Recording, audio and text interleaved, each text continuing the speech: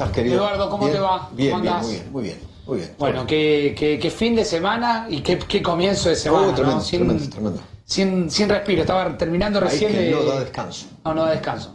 Estaba terminando de ver lo de Bandeirantes. Sí. Aparentemente la cadena, que es una cadena La cadena es muy seria. El dueño de Bandeirantes es de apellido Saad. Sí. Es no solamente el dueño, sino la cadena, una cadena muy, pero muy seria. Son extremadamente serios con la información. Así que... Yo tengo acá yo no sé si ustedes llegaron a poner en pantalla. Sí. El print de pantalla de la última información que hay, que lo tiene el propio Bolsonaro. Yo seguía de cerca un poco lo que contaba Gustavo Segre. La cadena lo da como... Sí. Como COVID positivo. Calculo que le van a hacer una contraprueba. Bueno, Bolsonaro, test positivo para coronavirus. Y ya está usando o tomando cloroquina. Usa cloroquina. Está con y espera la 38 de contraprueba. fiebre, tos y 96 de saturación. ¿Y se pudo reconstruir las últimas horas? ¿Qué hizo? ¿Dónde estuvo? Te muestro, mira, te voy a mostrar una foto a ver si... Espérate un poquito. Digo, es una noticia este fin de seguramente semana, impactante, ¿no? Espérate. Este fin de semana estuvo con el embajador de Brasil, de Estados Unidos en Brasil. Mirá. Este fin de semana. Con el embajador de Estados Unidos en mirá. Brasil. Sí. Mirá, hasta la mesita tiene los colores. Claro, porque es... Sin distanciamiento, sin barbijo. Abrazo, todo normal. Gustavo. ¿Está Gustavo Segre? Sí. Dale, vamos Edu, vamos con Gustavo. Gustavo, ¿cómo te va? Buenas noches.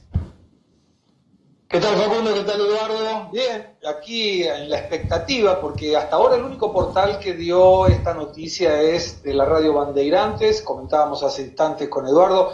Es un portal muy importante, es un grupo de comunicación de los más serios que hay en Brasil.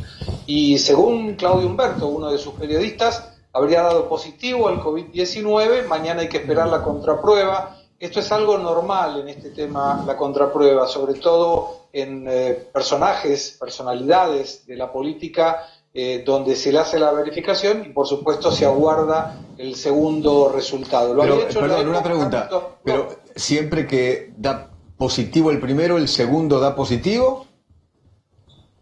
Bueno, hasta ahora, siempre que el primero dio positivo, el segundo da positivo. Al principio, inclusive, para corroborar que realmente era positivo, se hacían 2 exámenes. Claro. Después pasó automáticamente a ser uno solo y dando positivo el primero, automáticamente se confirmaba el COVID-19. En este caso, por tratarse del presidente, probablemente se le haya realizado la contraprueba, que debe salir mañana a la mañana, según este portal de noticias. Claro, ahora, Gustavo, para reconstruir un poquitito el camino de la información, vos hablás de Claudio Humberto. Sí, es un periodista de Radio Bandeirantes, ¿correcto? Es correcto, es de la Radio Bandeirantes. El grupo Bandeirantes de Comunicación tiene cable, tiene televisión abierta, tiene radio en AM, tiene radio en FM, tiene portales. Es un grupo muy importante. Muy importante, sí. ¿Y en base a qué puede reconstruir este colega de apellido Humberto? ¿Qué información tiene? ¿Tiene alguna documentación? ¿O es información de fuentes que él va recibiendo? Porque aparte le agrega el dato de que ya estaría recibiendo tratamiento de cloroquina. ¿Qué más se sabe? Eso había salido hoy más temprano, Facundo, que él ya estaba tomando hidroxicloroquina, de hecho, más que la cloroquina.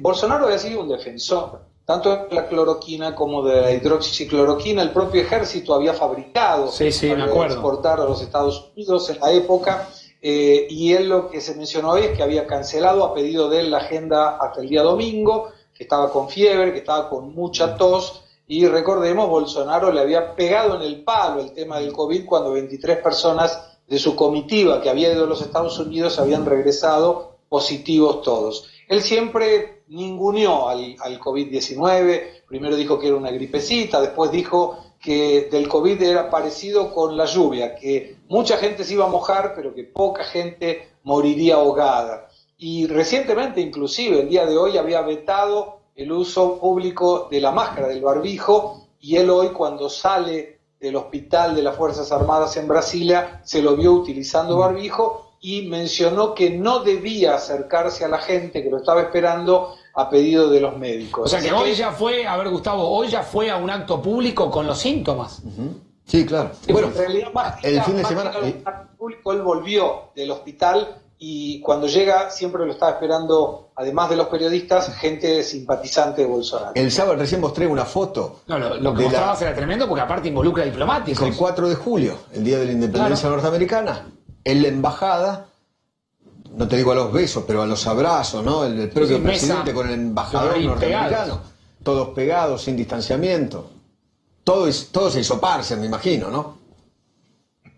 Muy probablemente. Y además, bueno, recordemos a la usanza de Trump, él es contra el uso del barbijo, la verdad que nunca tomó recaudos de protocolo, acompañó manifestaciones públicas muy cerca de la gente, de manera que, bueno, hay que esperar ahora, claro. Y si realmente le da positivo, y todo nos lleva a pensar que sí, por la trayectoria del grupo Bandeirantes, hay que esperar. Y si Bolsonaro pasa con un COVID-19, en caso de tenerlo, con sintomatología leve, ¿quién lo aguanta a Bolsonaro? Claro, eso me estaba pensando exactamente eso. Es decir, ¿qué reacción política va a tener si efectivamente le da positivo y el coronavirus no lo tumba? O sea, no lo saca, digo, es capaz de ir de seguir trabajando aún con el COVID, aún teniendo coronavirus, o estaría imposibilitado legalmente, pienso.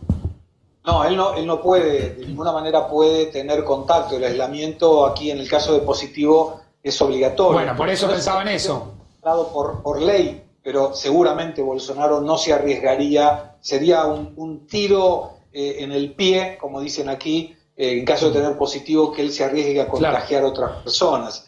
Pero observamos que él ya mencionó al principio de la pandemia que como él tenía un histórico atlético, si lo agarraba el COVID-19 iba a pasar como una gripe. Si esto llega a ser así, ¿quién lo aguanta? Claro.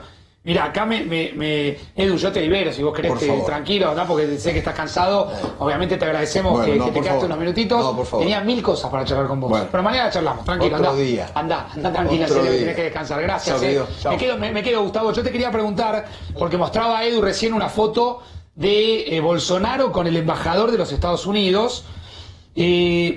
Acá alguien me cuenta que es también un personaje muy particular, el embajador de los Estados Unidos en Brasil, que es Todd Chapman. ¿Está bien es el dato? Sí, y vos sabés que la relación que tiene Bolsonaro con Trump, en la inflación, en el hecho de gobernar a través de las redes sociales, de siempre encontrar a alguien para provocar del otro lado, no importa si es político, si es de la oposición, si es de los aliados, siempre tienen que hacer esa cuestión de estar en el límite. Claro. Bueno, Bolsonaro festejó el 4 de julio junto con el embajador americano, quien seguramente ahora debe estar bastante preocupado si realmente se confirma el COVID-19 de Bolsonaro. Mira, Gustavo, te comparto algo que me está llegando de la misma persona que me dio el nombre de Chapman, un personaje muy particular que llegó a Brasilia los primeros días de los últimos días de marzo, con un gorro, un gorro tipo sombrero, así se ríe Gustavo, de cowboy. Pues voy a mandar a ver si la producción puede tener la foto. Dijo: mi foco inmediato será ayudar al gobierno brasileño, al pueblo brasileño y a los 260.000 norteamericanos residentes en Brasil en su respuesta a la emergencia de salud causada por el COVID-19. Parecía tener una actitud un poco más responsable que el propio Bolsonaro, ¿no? Pero en las últimas horas ese encuentro del 4 de julio inevitablemente lo va a llevar a este hombre, repito, Todd C. Chapman, a tener que hisoparse. Sí, seguramente, y bueno, no es difícil para la gente que está cerca tanto del embajador como de Bolsonaro ir acompañando los últimos días de las actividades de Bolsonaro. Comparto, Facundo, otra noticia. Sí, la abuela de la esposa de Bolsonaro, se llama Michelle Bolsonaro, está entubada en este momento en un hospital en una ciudad que se llama Ceilândia, muy cerca de Brasilia, también por COVID-19 positivo. Es una señora de 80 años que estaba con algunas dificultades respiratorias, fue internada y en este momento está entubada con respirador. Repetí, Gustavo, ¿quién es? Para que se entienda. Es la abuela de la esposa. La abuela de la esposa de Bolsonaro. Bien. Exacto. Bien. Michelle Bolsonaro es la esposa es la señora abuela de Michelle Bolsonaro. A ver, vamos a recapitular, Gustavo, un poco la información porque teníamos un programa pensado, un comienzo, de todas maneras ahora lo vamos a desarrollar, e irrumpe esta noticia que mañana se va a convertir seguramente en una noticia que va a dar vueltas al mundo. Bolsonaro habría dado positivo de coronavirus. Esta es la información que trae Gustavo, que la confirma. El análisis que estamos haciendo tiene que ver también con intentar reconstruir en esta noche, siendo las 19, ¿sí? Efectivamente, ¿cuáles fueron las últimas horas de Bolsonaro y qué hizo? ¿Se puede reconstruir eso, Gustavo? Sí, yo no lo tengo en este momento en la agenda, además, como no tenía previsto salir al aire de nuevo, estoy desde el celular, bastante improvisado, y pedimos disculpas a la audiencia. No, tranquilo, que está saliendo perfecto. Sí se puede hacer, por supuesto. La situación tiene una ventaja, fin de semana.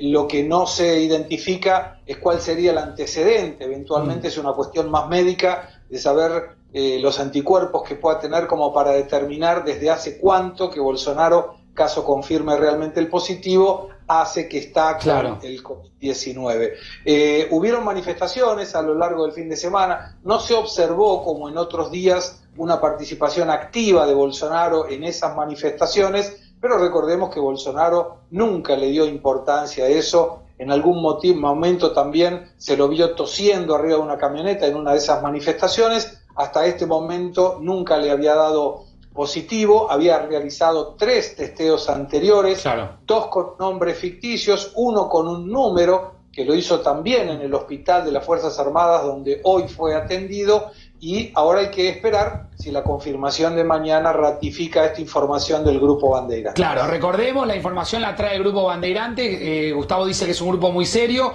Efectivamente la aporta un colega, ¿sí?, que se llama Claudio Humberto. Vos dijiste que Bolsonaro hoy sí tuvo una actividad, ¿estuvo en un hospital? Estuvo en el hospital. Él presentó fiebre, 38 grados de temperatura y mucha tos. Esto lo identificó un senador muy próximo a Bolsonaro, pidió no mencionar su nombre. Esto fue divulgado en la fin de la tarde, inicio de la noche de hoy. Él se había dirigido al hospital de las Fuerzas Armadas en Brasilia y al regreso del hospital estuvo en contacto con la prensa y estuvo en contacto con simpatizantes que siempre lo aguardan en el Palacio de la Alborada, que es donde vive, no es el Palacio del Planalto, que sería el equivalente a la Casa de Gobierno, sino en la residencia presidencial. Y ahí pidió no acercarse a la gente, precisamente por este pedido médico, y estaba con máscara, con barbijo. Algo raro en Bolsonaro. Claro, o sea, hoy ya se lo vio con un barbijo en el mismo día en que él había dicho que efectivamente no se usa el barbijo, que el barbijo no era obligatorio. Claro, él vetó una ley, Congreso, donde mencionaba la necesidad y la obligatoriedad de utilizar barbijo en organismos públicos, por ejemplo, y en comercios. Él atribuyó el veto al decir que como eso era una potestad de los gobernadores y los intendentes, no tenía ningún sentido que el presidente ratificara esa independencia provincial y municipal. Y justamente en ese día él se lo ve con barbijo, algo que hasta ahora no estaba haciendo. Claro. A ver, déjame mostrarte la imagen, Gustavo, vos no la vas a ver, la gente sí, de la reunión que tuvo el propio Bolsonaro en la residencia del embajador, si no me equivoco, fue en la residencia del embajador de los Estados Unidos. Quien está en imagen es justamente Todd Chapman, el embajador que obviamente invita a Bolsonaro. Si se abre un poquitito la foto, van a ver ustedes que en la mesa están los colores de la bandera de los Estados Unidos. Este es un festejo que se hace como en muchas otras embajadas a lo largo del mundo, pero Bolsonaro estuvo ahí. Veremos efectivamente qué reacción tiene la embajada de los Estados Unidos. Yo creo que Chapman, si no me equivoco, es quien está no es quien está más cerca del propio Bolsonaro. No es a quien Bolsonaro está abrazando, sino quien está a la izquierda de Bolsonaro, abajo de un hombre de camisa rosa. ¿Sí? Si no me equivoco, ese es el embajador Chapman. Van a ver la imagen ahora del momento en que Chapman llega a Brasilia, el 30, ¿sí?, justamente de marzo. Digo, lo que vemos es parte de esas imágenes. Dámelo si lo tenés ahora, sí, efectivamente, la llegada, que es un hombre muy particular también, Chapman en Brasil, es un personaje muy particular porque llegó como en una suerte de comitiva, así como muy rimbombante, con un gorro, ahí lo están viendo, mirá. Ahí está viendo la imagen de la primera imagen pública del embajador de los Estados Unidos en Brasil, un hombre de Trump, que llega el 30 justamente de abril para sumarse a la misión diplomática y que mañana efectivamente va a tener que inevitablemente, Gustavo, pienso, someterse a algún estudio médico, ¿no? Y sin ninguna duda, no trascendió que tuviera el embajador ni ninguna de las personas que estuvieron en las conmemoraciones del 4 de julio con ninguna sintomatología, pero de cualquier manera por una cuestión de prudencia sí. Ahora, Facundo, recordemos que para Bolsonaro, para el gobierno Bolsonaro, la relación con Estados Unidos es tan importante que Bolsonaro estuvo a punto de nombrar a su hijo, Carlos Bolsonaro, como embajador brasilero en los Estados Unidos, y después hubieron muchas críticas en relación a eso y desistió de este nombramiento. Pero la relación entre Estados Unidos, Brasil, Trump y Bolsonaro es realmente muy importante, tanto en lo político como en lo comercial. A ver, sumate, Ezequiel, ¿cómo te va? Buenas noches. Muy buenas noches, Facundo. Hola, Gustavo, ¿cómo andás? Ezequiel Spielman. Gustavo, había un dato que intuyo que también lo están manejando ahí, sobre que está ya tomando medicación, que viene tomando desde hace 2 días medicación Bolsonaro. Quería corroborarlo con vos, hablaba también de hidroxicloroquina, pero también de alguna otra droga. ¿Eso es cierto? Porque hay versiones cruzadas sobre si ya había empezado a tomar alguna droga para tratar el coronavirus o no. Él mencionó la hidroxicloroquina, lo mencionaron el día de hoy, no como que estuviera tomando anteriormente.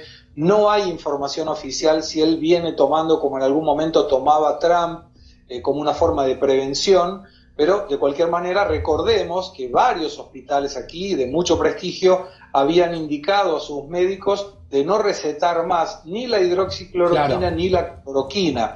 Bolsonaro había defendido mucho la utilización de estos dos remedios y interpreto que es una cuestión más política que médica esta cuestión de la utilización. Bolsonaro a veces dice, en gran parte de sus discursos, no es el problema lo que dice, sino cómo lo dice y cómo manifiesta las cuestiones, pero no tengo ninguna duda que tener COVID-19, como todo indica, va a aprovecharlo políticamente. Va a aprovecharlo políticamente. ¿Y de qué manera aprovechás políticamente tener 38 de fiebre, tos y ser uno de los, de los tantos contagiados que hay a lo largo de todo el mundo?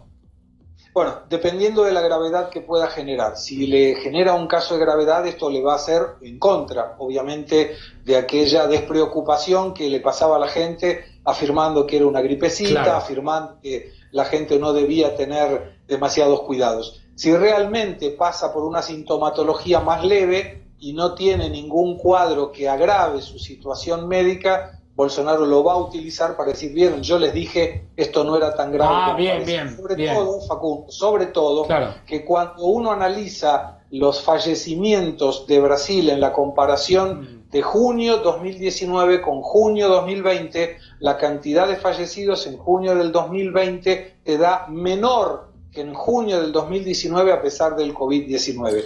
Y ahí cuando analizás de los datos desde el día 16 de marzo, que fue el primer fallecido a la fecha, y esto según datos oficiales del sitio transparencia.registrocivil.org.br, te da que la diferencia mayor en el 2020, repitiendo, desde el día 16 de marzo hasta el día de ayer, 2020 versus 2019, la cantidad te da algo próximo a 20.000 fallecidos más en el 2020, siendo que Brasil tiene en este momento 65.000 fallecidos de COVID-19 solamente. Y la explicación científica es que cuando alguien fallece por problemas respiratorios, se le hace la autopsia, se le hace el hisopado y que le dé positivo para el COVID-19 automáticamente lo coloca como siendo un fallecido del COVID-19, siendo que a veces puede fallecer con COVID-19 y no necesariamente por COVID-19. Me gustaría darte un ejemplo. En el fin de semana falleció una embarazada que dio a luz a mellizos,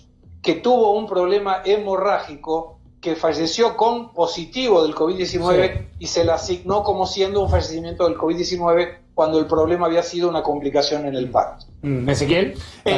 Gustavo, Bolsonaro tiene 65 años. ¿Tenés idea qué comorbilidades, qué enfermedades persistentes había? Se habla de que el estudio de pulmón le había dado bien, pero ¿tiene algunas otras enfermedades que puedan complicar o presumir que se le puede complicar tener el virus de encima más que a cualquier otra persona que quizás ya no presenta síntomas o sintomática o es más joven?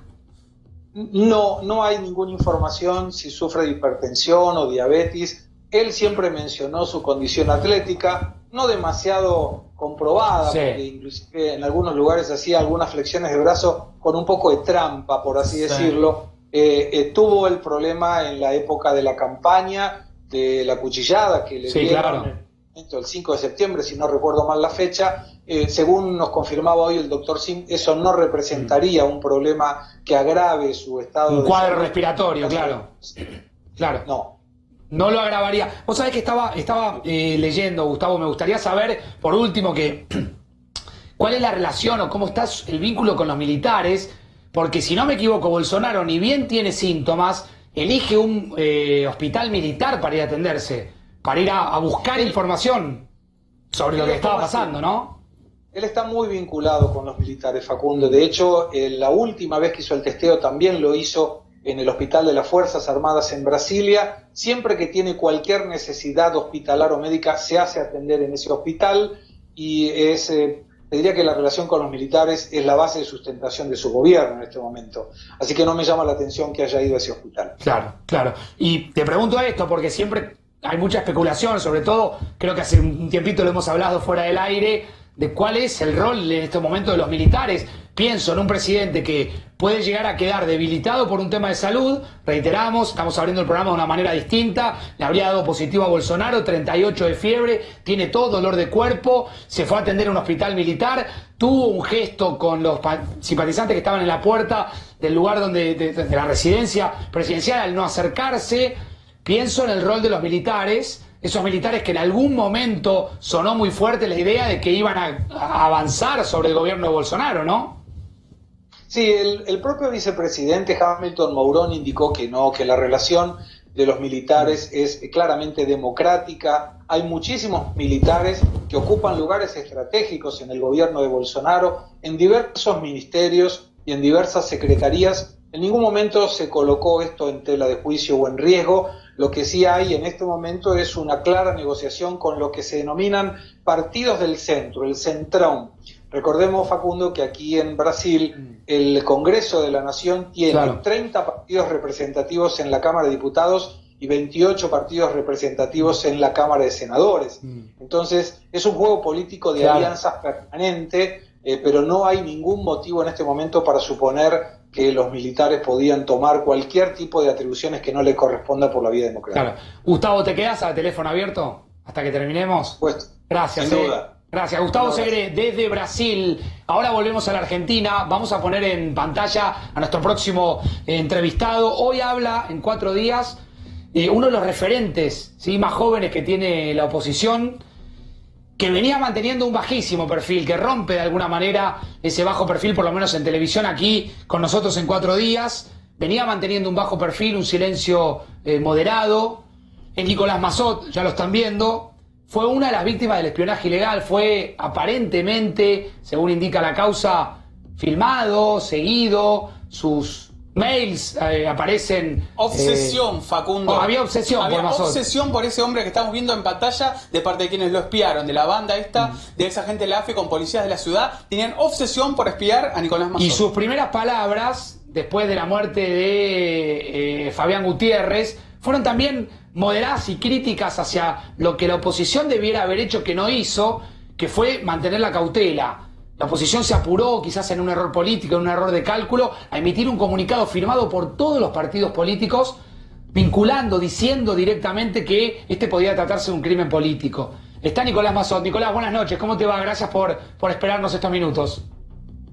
¿Qué tal, Facundo? Buenas noches a vos, a Ezequiel y a Gustavo, que entiendo que está... Lo tenemos ahí, también. lo tenemos ahí. Impresionante lo de Bolsonaro, ¿no? Veíamos recién lo que está viviendo Brasil. La política argentina está también, obviamente, con algunos contagios, pero lo de Bolsonaro va a ser de un impacto importante, ¿no? Si se llega a confirmar la contraprueba. Sin duda, sin duda. No quisiera agregar más nada después de la abarcativa exposición de Gustavo, pero obviamente que no deja de avalar en todo caso las medidas que a veces, a falta de casos, gracias a Dios, son medidas que parecen excesivas, pero cuando uno se mira en el espejo de vecinos, como el caso de Brasil, pareciera, al menos en parte, y no exento de críticas, darle la razón a lo rígido de las medidas acá en Argentina. Ahora te voy a preguntar por la cuarentena, pero quiero empezar por la noticia del fin de semana del crimen justamente de Fabián Gutiérrez. Dijiste no me representa la idea de que el gobierno mandó a matar a Fabián Gutiérrez. ¿Sentís que hay un sector de la oposición que intentó instalar eso? No, no diría así de esa forma. Sí creo que algunas de las expresiones que hubieron fueron un poco faltas de prudencia o, como vos decías en tu introducción, de cautela. Creo que no se perdía nada dándole un poco más de tiempo, al menos en el inicio de las pericias, a la justicia. Pero bueno, también es cierto que no es patrimonio exclusivo de quienes hoy somos oposición. Es cierto que se ha transformado en una muy mala costumbre de la política argentina y de la sociedad argentina, pero expresada principalmente en la política, esto de casi solaparse con el trabajo de la justicia a los solos fines de sacar una tajada respecto de la interpretación que se le pueden dar a causas que todavía están en sus orígenes. Entonces yo creo que no hay duda que la oposición y la política en general tiene como deber, e institucionalmente lo tiene, su ejercicio de contralor para con el Poder Judicial, específicamente el Poder Legislativo, y hay instituciones dentro del Congreso y en la órbita del Congreso, como el Consejo de la Magistratura, que están pensadas precisamente para ejercer ese contralor, ese control sobre el Poder Judicial, y hay muchos mecanismos institucionales, y lo que se quiere es pedir cambio de órbita o de jurisdicción en la justicia, o existe la herramienta de la recusación si lo que existe son dudas sobre alguno de los funcionarios del Poder Judicial, pero no pareciera que las redes sociales y las declaraciones políticas prematuras sean la mejor forma de abordar estos casos. Ahora, que por cierto son traumáticos. Nicolás, si el comunicado hubiese requerido que lo firmen personas y no partidos políticos, ¿vos hubiese firmado ese comunicado? No, y en general no firmo nada en lo que no participo, o al menos reveo la redacción, como casi la totalidad de las personas. Pero no, insisto, creo que no me pareció que fuera la manera más prudente, si en todo caso, insisto, lo que se quería era simplemente marcar un punto sobre la conveniencia de que la causa pasara a la órbita federal, o plantear alguna duda respecto de la fiscal. En este caso me parece que había otros mecanismos más institucionales para hacerlo. Claro. ¿Vos ves, como vieron algunos otros referentes de la oposición, cuestiones extrañas detrás de esta muerte? No me corresponde, Facundo, sería incoherente con lo que estoy planteando. La verdad es que no tengo elementos, y si los tuviera, poco flaco favor haría de exponer. Y cuando vos ves que hay otros referentes de la oposición que son tan duros, tan tajantes, en algunos casos que alimentan fuertemente la grieta, ¿qué te pasa? Mira, me parece que no es simplemente, y lamentablemente no es patrimonio de la oposición, es una costumbre política a esta altura, y que también, no me lo preguntaste, pero me animo a decirlo, también existe en el periodismo, en el ámbito en el que ustedes se desarrollan, y existe en general en todos los ámbitos de la sociedad, esa falsa idea de que buscar culpables en algún punto nos da soluciones a los problemas que nos aquejan de manera común a todos los argentinos, y que ya han atravesado al menos 4 gobiernos, 3 de signo peronista, kirchnerista y 1 de Cambiemos, y sinceramente los problemas han demostrado ser estructurales y han demostrado ser comunes a esos gobiernos, de manera que nosotros, junto con un grupo de dirigentes encabezados por Emilio Monzó, por Rogelio Frigerio, estamos convencidos y no vamos a cesar en el pedido de sensatez, de mesura y de moderación, no como un fin en sí mismo, sino como un medio para alcanzar ámbitos de acuerdo, que para nada significa eliminar el eje oficialismo-oposición. Claro. Digo, el mismo grupo de dirigentes, particularmente un grupo de diputados encabezados por García de Luque, el Congreso Nacional, ratifican como su hijo Helio, lo vamos perdiendo. No titubearon ahí pararse con firmeza. Sí. Perdón. Ahí mejoró la comunicación. No titubearon a la hora de pararse con firmeza frente a lo que parecía un ataque a la propiedad privada con el caso Vicentín. Claro. Lo que pasa es que lo que tenemos que evitar es la idea de que la forma de ser oposición es siempre acordar o siempre oponerse. En cualquier régimen bipartidista en el mundo, sea de régimen parlamentario o presidencialista, lo que suele existir es una oposición férrea en aquellas causas que se justifica, pero con una coexistencia cooperativa para la resolución de los problemas. Ahí lo vamos perdiendo, Nicolás, qué lástima, porque es interesante la charla, a ver si lo recuperamos. Hacerle una pregunta a vos, Ezequiel, dale. ¿Cómo te va, Ezequiel Spillman, Nicolás? Quiero seguir con la línea que te planteaba recién Facundo sobre la referencia de la oposición. Recién nombrabas a Sebastián García de Luca en diputados, podríamos nombrar otras facciones también de lo que fue en su momento el oficialismo, hoy es la oposición. ¿Crees que la crisis económica que se viene, que ya se está viendo, está logrando o va a lograr que tanto oficialismo como oposición vayan en lugar de ir hacia el medio o ir hacia el lugar del diálogo, vayan hacia los extremos, hacia las puntas? Y por eso pasa lo que recién contabas con el comunicado, donde lo firman presidente de partido, pero no lo firman muchos de sus principales referentes, pues no lo firma Carrió, no lo firma Horacio Rodríguez Larreta, no lo firma Vidal, no lo firma Frigerio, pero sí lo firma Federico Angelini, que es un diputado de Santa Fe. Entonces, la pregunta concreta es si esta idea, ¿no?, este concepto que tenés vos, que tienen muchas personas en la oposición y también en el oficialismo, no puede disolverse ante la presión de la pandemia económica, ¿no? Sería realmente muy desafortunado. Por el contrario, yo te diría que la aparición de la pandemia y la visualización del presidente, el gobernador, el jefe de gobierno, representantes de tres distintos organismos o jurisdicciones del Ejecutivo, trabajando mancomunadamente en pos de la solución sanitaria o las medidas económicas, fue muy alentadora, y creería que no fui el único en mi caso que se hizo ilusión y que todavía lo hace, pensando que por el contrario esta emergencia a raíz del coronavirus lo que puede es quebrar la dinámica que venimos trayendo de falsa grieta, de confrontación estéril, y empezar a mostrar otra cara de la política. Es decir, que nadie piensa que Horacio Rodríguez Larreta deja de ser uno de los principales referentes de la oposición por sentarse semanalmente con el presidente. Eso es de una inmadurez política inédita, no podemos seguir así. Eso está muy bien que ocurra, está muy bien que trabajen mancomunadamente para resolver los problemas que en definitiva más le aquejan a la sociedad. Yo no estoy diciendo que no le importe a la sociedad la gestión del Poder Judicial o la resolución de estas causas de espionaje del crimen. Pero vamos a ser sinceros, hay millones de argentinos que tienen preocupaciones mucho más inmediatas y que esperan que la política deje que la justicia trabaje en esos temas y que los políticos se dediquen a lo que tienen que dedicarse, es decir, a diseñar políticas públicas que vuelvan a incentivar la inversión y el trabajo en este momento en donde hay tanta angustia. Nicolás, te pregunto, te hago la última, agradeciéndote este tiempo que nos has dispensado después de... Estuviste mucho tiempo callado, ¿no? Pero no es callado.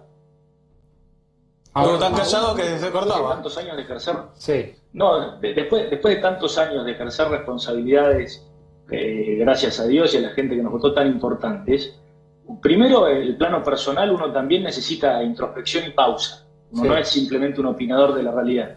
Y en segundo lugar, había un nuevo gobierno que comenzaba y que merece, como cualquier gobierno, el beneficio de la duda y un acompañamiento inicial. Entonces me parecía prudente mantenerme por un tiempo fuera de las cámaras. Nicolás, fuiste espiado ilegalmente, según se está investigando en una causa. Fuiste seguido, filmado, fotografiado. ¿Qué sentiste con todo esto? Y es bravo, ¿no? Porque uno siempre escucha en los pasillos, ahora acuñamos esa terminología, algunos colegas tuyos, los sótanos de la democracia, ¿no? Siempre existen fábulas o mitos sobre eso, y como todo mito, cuando se confirma es bastante doloroso y obviamente en el plano más personal uno se siente vulnerado, ¿no? No se lo deseo a nadie, pero bueno. ¿Vos sentiste en algún momento que te estaban persiguiendo, que te estaban fotografiando alguna vez, que entrando a alguna reunión política miraste para atrás, viste alguna moto, un tipo sacándote fotos, o ibas por la vida tranquilo pensando que estabas haciendo política sin riesgos en este sentido? No, la verdad que no, nunca lo noté y sí, en general uno que hace lo que hace con buena fe y además lo que la verdad se debería entender y queda como una paradoja en ese sentido es que la política sobre todo es pública o casi exclusivamente es pública. Claro. No quiere decir que en la política no exista el secreto, como existen los negocios y la sorpresa, que bien entendida es una parte importante. Pero en definitiva no hay un acto público, no hay un acto político, o no hay Claro. política en la medida en que no haya publicidad de la política. Claro, La claro. política bien hecha se hace a la luz del día y no hay nada que esconder. Y la verdad es que al menos en Emilio, que también aparentemente éramos un objetivo común, Sí. nos manejamos siempre con la franqueza de que, como en nuestro caso, no hay nada que esconder. Claro. Y a ver, porque una cosa, yo siempre lo marqué desde este espacio, lo más llamativo que tiene esta investigación es que se habla de espionaje ilegal a propios y ajenos. Vos estás en la categoría de los propios. Quiere decir que si la justicia el día de mañana terminara acreditando que se realizó espionaje ilegal sobre tu persona, fue tu propio gobierno el que te espió. Sí, hoy lo que tenemos es la constatación de que el espionaje existió y que era llevado a cabo por empleados de la AFI. Eso es lo que sabemos, fuera de cualquier opinión, y eso en sí mismo, si terminara acá, ya inviste una gravedad sin precedentes. Claro. Que existan recursos públicos originariamente destinados para la inteligencia, para combatir el crimen organizado, que tantas vidas se cobran en nuestro país, la trata de personas, el narcotráfico, el terrorismo, estén derivados, tergiversados y reorientados a actividades ilegales de espionaje político, en sí mismo ya es gravísimo. Claro. Ahora, después lo que le queda a la justicia y que de vuelta hay que tener una extrema prudencia a la hora de opinar es si había una cadena de mandos y en todo caso cuál era. Pero acá volvemos a lo anterior, no se trata solamente de una actitud de Juntos por el Cambio. Ojalá muchos de los actores del gobierno que durante el fin de semana con justa razón le reclamaron prudencia a Juntos por el Cambio, tuvieran la misma prudencia también a la hora de acelerar acusaciones a nuestro gobierno en la causa de espionaje, ¿no? Me parece que, por eso yo te decía que falta en toda la política esa prudencia, esa mesura y esa sensatez de dejar de mirar las cosas que nos dividen y tratar de sacar una ventaja para ganar la próxima elección y estar concentrados en cómo hacemos para resolver la próxima gestión, no la próxima elección. Es decir, dejar de pensar instrumentos electorales solo para ganar y empezar a pensar dinámicas políticas para poder gobernar, le toque a quien le toque. ¿Mantenés contacto con Macri? ¿Hablás con Mauricio Macri?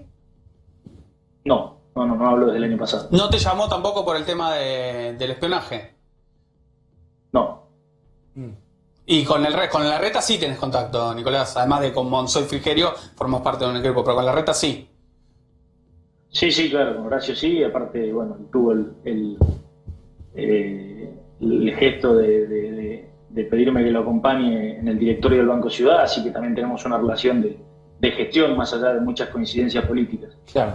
Ahora, el no, frente a la pregunta mía, si hablas con Mauricio Macri, digamos, me obliga a la repregunta. ¿Por qué no hablas con alguien que hasta hace muy pocas semanas, muy pocos meses, era el líder o es el líder? Digo, ¿vos sentís que Macri es el líder de la oposición? Macri es el expresidente y en ese sentido es una figura muy relevante en la oposición, que tiene sin duda mucho ascendente y liderazgo.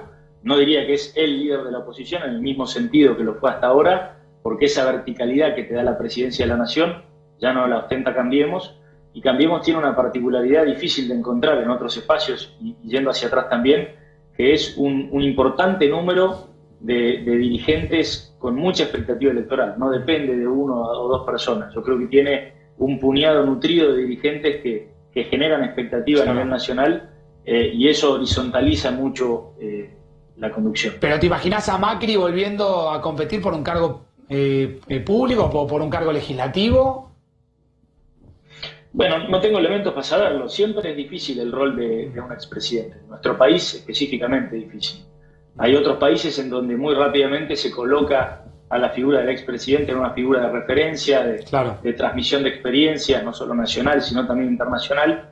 Acá también hay una bastante mala costumbre de atacar inmediatamente de salido al expresidente en distintos flancos y casi de tratar de traerlo de vuelta a la arena electoral, y eso por supuesto le quita un poco el brillo del cargo del expresidente, y a veces en el espacio al que pertenece genera esa fricción, porque siempre es difícil un recambio de legitimidad y de liderazgos cuando todavía hay una figura tan importante presente. Ahora, Nicolás, ¿crees que le falta un recambio todavía al PRO? Porque Patricia Bullrich fue ministra de Macri, y saben que tiene mucha experiencia en política. ¿Crees que falta una vuelta de tuerca en lo que fue el oficialismo, que es la oposición, de recambio de dirigentes, de otras figuras? Yo creo que el cambio de dinámica del cual venimos hablando, es decir, el cambio de este escenario confrontativo en donde tenemos muchos mesianismos que se presentan como la única solución y que son muy ávidos en buscar culpables en el otro, a una lógica en donde aún con oficialismo y oposición bien nítidamente marcados exista una colaboración, ese cambio tiene que venir necesariamente con un cambio de figuras y un cambio de generación. Claro. ¿Solamente en la política, Nicolás? No, obviamente en todos los estamentos, pero en general los distintos estamentos de la sociedad tienen distintos tiempos para su recambio. Por ahí, en el periodismo, para meterme en el ámbito de ustedes dos son unos de los tantos referentes de un recambio que ocurrió recientemente, que no está por venir, sino que ya ocurrió y que está en boga. Digo, son muchos los ejemplos, no los quiero nombrar, y mucho menos si son de otros medios, pero y puede haber ocurrido algo parecido en el sector empresarial. Tal vez a la política le falta ese recambio. Aprovechando que hablamos un poco de generación en generación, ¿qué edad tenés vos, Nicolás? 35. 35. Es más joven que vos, Facundo. 35. Sí. Dios mío, bueno. Sí, así es. Iba a decir otra frase, pero queda fea en televisión. Pero un jovencillo. Es un jovencillo. A ver, ¿por qué crees que está todo tan podrido? Te lo pregunto así. Digo, con eufemismos, te lo preguntaba. Sin eufemismo, digo, ¿podrido en qué sentido? Voy a tratar de describir el concepto de podrido. Después del fin de semana que tuvimos, donde vimos y asistimos a escenas realmente lamentables, desde la política, desde el periodismo, desde lo que pasa en el mundo de las redes sociales, uno verdaderamente, yo lo hablé ayer con varios colegas, yo personalmente viví un fin de semana muy particular porque estaba todo puesto en tela de juicio. Creo que alguien escribió por ahí, todos de repente pasamos a ser buenos y malos al mismo tiempo, pasamos a decir mentiras y verdades al mismo tiempo. Hay como un fenómeno de la posverdad. Yo lo viví un poco en el caso Nisman, realicé una investigación, publiqué un libro, y claro, ese libro tenía una impronta que buscaba tratar de describir los hechos materiales, como decimos los abogados, a los hechos objetivos. Pero ahora resulta que ya no importan los hechos materiales, ya no importa a qué hora pasó el crimen, quiénes participaron del crimen, sino que termina importando lo que la propia gente termina queriendo que nosotros les contemos, y eso muchas veces, también en tiempos donde se está hablando y mucho de la libertad de expresión, termina generando un efecto en nosotros, planteándonos, che, tengo que salir a contar, che, tengo que dar esta información, Claro. Digo, y me parece que eso debe pasar lo mismo en la política. Propongo determinado proyecto, planteo determinada idea, porque si de repente cuento lo que, digamos, la verdad objetiva de un caso como el caso de Fabián Gutiérrez, o sos macrista, o sos kirchnerista, o te paga uno, o te paga el otro. ¿Y quién lo dijo, Facu, no? ¿Quién lo dijo? O sea, importa más, no si es verdad o no lo que está diciendo, sino si lo dicen Pastor Spillman es una cosa, si lo dice Mazot es otra, pero si el dato es cierto, claro, no debería importar tanto quién. Claro, importa ¿dónde quedó la verdad? O si se quiere, ¿dónde quedó la mentira también? Por ahí te mezclé todo un poco, Nicolás. Un poco de catarsis también. A ver, sí, es para largo y muy debatible, pero yo diría, nosotros los argentinos vivimos en una permanente y muy profunda frustración colectiva, ¿no?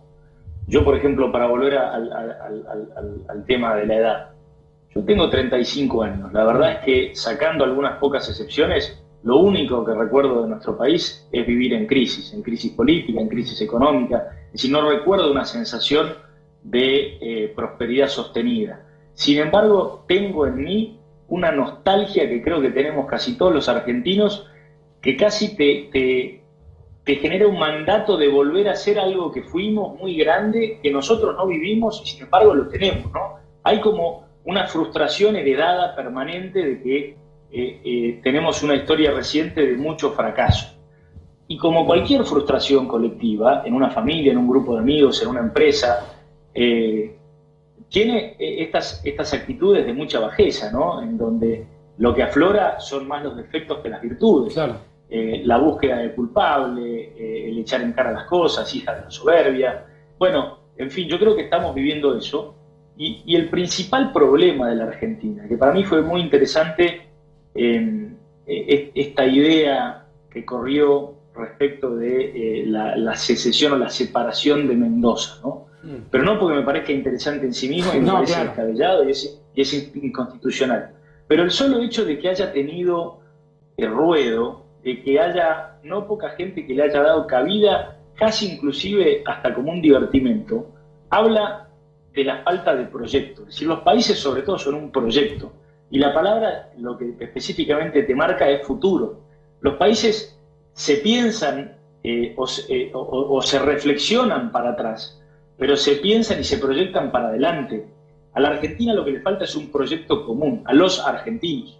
Entonces, ese tipo de expresiones lo que marcan es la ausencia de ese proyecto común y que es para mí la gran explicación, junto con la frustración colectiva de la que hablábamos, de por qué existe tanta confrontación en nuestro país y tanta falta de hacerse responsable. Ahora, Nicolás, ¿existió ese proyecto común, por ejemplo, en el eterno pedido que se hacía por la vuelta a la democracia? Ahí la Argentina estaba unida, ya no quería más golpe de Estado, ya aborrecía todo lo que había sucedido en la dictadura, y ahí hubo si se quiere, un objetivo colectivo, más allá de peronistas o radicales, y de todo lo que pasó en esa campaña que lo lleva a Alfonsín a ser presidente. Ahí hubo, efectivamente. Ahora, de acá para... Hace 40 años, Facundo. ¿Sí?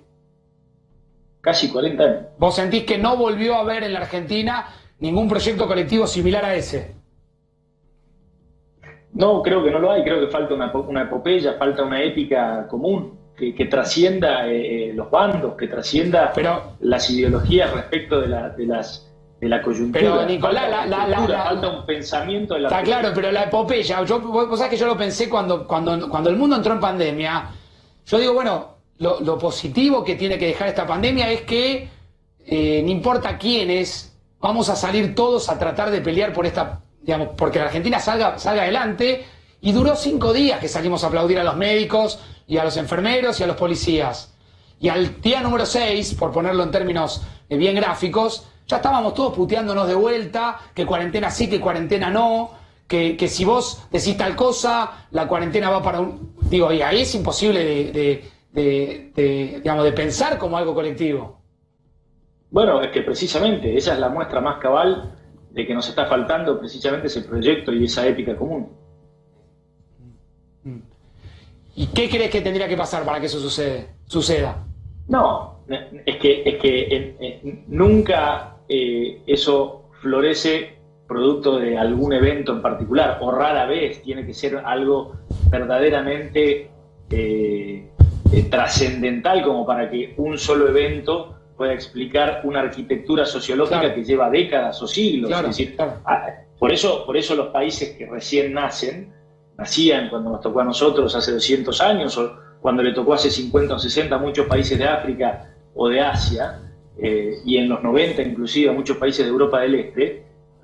Por eso todavía vemos, a veces 30 o 40 años después, conflictos civiles o debates que hacen al origen de un país. Pero con 200 años de vida como el nuestro, ya empieza a ser bastante raro y bastante único en comparación con otros países de nuestra misma edad, que no podamos resolver debates fundamentales que hacen a un proyecto, que vienen mucho antes del debate político. Está claro.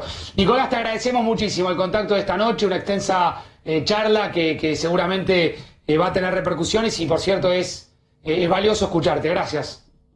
Muchas gracias a ustedes. Un abrazo para todos. Y vamos a hablar con el Chino Navarro, que también nos está escuchando, que siempre también es generoso con nosotros. Chino, ¿cómo te va? Buenas noches. Buenas noches, ¿cómo están ustedes? Bien, Chino, te hicimos esperar. Disculpame, hay una cuestión técnica, yo no escuchaba que producción me confirmaba de que vos estabas ya preparado. ¿Escuchaste algo de lo que hablábamos recién con Massot? Sí, escuché bastante. ¿Qué mirada tenés? Plantea él que no hay un proyecto colectivo, que la Argentina sufre, entre otras cosas, la idea de que no hay un proyecto colectivo y por eso uno puede explicar la locura que vivimos el fin de semana, ¿no? Aún él siendo de la oposición. Comparto mucho lo que dice. Creo que Argentina pierde un rumbo a partir del año 75. Pues si vos tomás de los 30 al 75 con la contradicción que hubo muchas dictaduras, muchos golpes militares, mucha violencia, pero había un rumbo económico. Si vos tomás los últimos años de los conservadores, Pinedo, para personalizar, Sí. el propio Perón, Frondizi, Ilia y Onganía, había un patrón común. Había muchas diferencias, pero había un patrón común que era la industria, era el trabajo, era convocar inversiones extranjeras, algunas con un concepto más nacionalista, otras más flexible. Y eso se pierde a partir del 75, cuando irrumpimos en la dictadura, coincide con un cambio de matriz económica en el mundo, que salimos de la renta productiva para caer en la renta financiera. Sí. Creo que ahí perdimos el rumbo. Y hoy estamos a la deriva, es cierto. El tema es que primero tenemos que tratar de vernos como argentinos, no como amigos o enemigos. Yo con Nicolás puedo dialogar, él nombró a Sebastián García de Luca, Frigerio, Monzó, uno puede dialogar, puede coincidir y puede disentir. Claro. Pero nunca se me ocurriría eliminarlos. Creer que si yo gano tengo que sacarlos de la cancha. No son mis enemigos, son adversarios con los cuales puedo tener un trato respetuoso. Podemos entender que somos parte de la misma Argentina y buscar puntos de coincidencia, empezando con las diferencias que tenemos. Porque tenemos una mirada distinta de la economía, de la cuestión social, de la inserción de Argentina en el mundo. Pero si no buscamos una yo ni siquiera hablo de unidad, porque es imposible construir unidad entre todos los argentinos, pero sí un acuerdo, sí un contrato, sí un consenso, que todos o la gran mayoría nos reunamos a partir de las diferencias y busquemos puntos en común. Por ejemplo, ¿cómo llevamos la pobreza a un dígito en 10 años? ¿Cómo reperfilamos el perfil productivo de nuestra industria y que ingrese definitivamente al siglo XXI? Que la industria automotriz se componga del 70% de autopartes nacionales y no como ocurre hoy, que el 70% es extranjero y el 30% es nacionales. Claro. No sé si no me quedo corto. ¿Cómo rediscutimos el rol de una empresa como Aerolíneas? ¿Vale la pena que perdamos plata yendo a Europa o a Estados Unidos? ¿O vale la pena que la consolidemos y ganemos plata haciendo vuelos de cabotaje, que es lo que más nos rinde y más le sirve al ciudadano de a pie de la Argentina? Cuestiones que tenemos que animarnos a discutir. Y creo que post pandemia, el presidente Alberto Fernández, creo no, lo sé, y nuestro gobierno está pensando, a partir del Consejo Económico Social, de convocar a distintos sectores, de distintos sectores políticos, económicos, sociales, sindicales, intelectuales, para discutir un perfil de Argentina donde podamos transitar en democracia, alternancia, debate, discusiones, peleas, votos diferentes, pero que cuando tengamos un programa de educación lo cumplamos un poquito más acá. Es como ir por una autopista, después puede ir una colectora por la otra, claro. Pero vamos de Buenos Aires a La Plata. No salimos para Luján, porque acordamos ir de Buenos Aires a La Plata. Puedes ir por la autopista, por una colectora o por otra ruta. Me parece que eso es lo que le falta a la Argentina y creo que esta pandemia ha puesto muchas cosas sobre la mesa y si bien yo coincido con mucho de lo que dijeron ustedes, también rescato todo lo bueno que se ha hecho en términos de acuerdo. Porque hoy esta cuarentena está siendo administrada por un presidente que no solamente consultó con científicos, sino que acordó con todos los gobernadores de la oposición. Se destaca más Rodríguez Larreta porque la crisis del AMBA hace que toda la mirada esté puesta en el AMBA. Seguro. Pero además de Axel Kicillof y Larreta, ha hablado con el gobernador de Corrientes, de Mendoza, de Jujuy, los gobernadores de partidos provinciales, además de los gobernadores oficialistas, que tampoco somos todos los mismos. Chino. Es una coalición. Chino, te agradezco. La verdad, lamento sinceramente por un tema técnico, yo no escuché que estabas conectado y me extendí un poco en la nota con Nicolás Massot. Pero incluso si yo sabía que estabas, me hubiera gustado que se crucen un poco, que siempre lo intentamos hacer aquí en el programa para encontrar puntos de coincidencia a pesar de ser espacios políticos distintos. No faltará la oportunidad. Chino, gracias. Gracias a vos, que sigas muy bien. Buenas noches. Un abrazo grande. Fernando el Chino Navarro, una noche intensa. Confirmamos efectivamente lo que publicó la TV de Brasil, Bandeirantes TV, que efectivamente dice que Bolsonaro espera una segunda contraprueba, pero que tendría coronavirus positivo. Nos vamos con el dato de los recuperados, como habitualmente hacemos aquí en 4 días. 28.531. Esta también es una cifra que hay que mirar permanentemente. Quédense en A24. Mañana Ahí está. ya está todo preparado el Ahí lo equipo. veo, caminando su celular. Mañana Spielman a las 10 de la noche lo veo acá. Así, con muchísima más información, Llega muy Facundo. justo usted, Spielman, no lo puedo ni saludar cuando llegue. No, tiene razón. Usted la cucaracha, usted también, ¿eh? Cuando pueda, por favor, ¿eh? Chau, chau. Mañana a las 22 aquí en 4 días.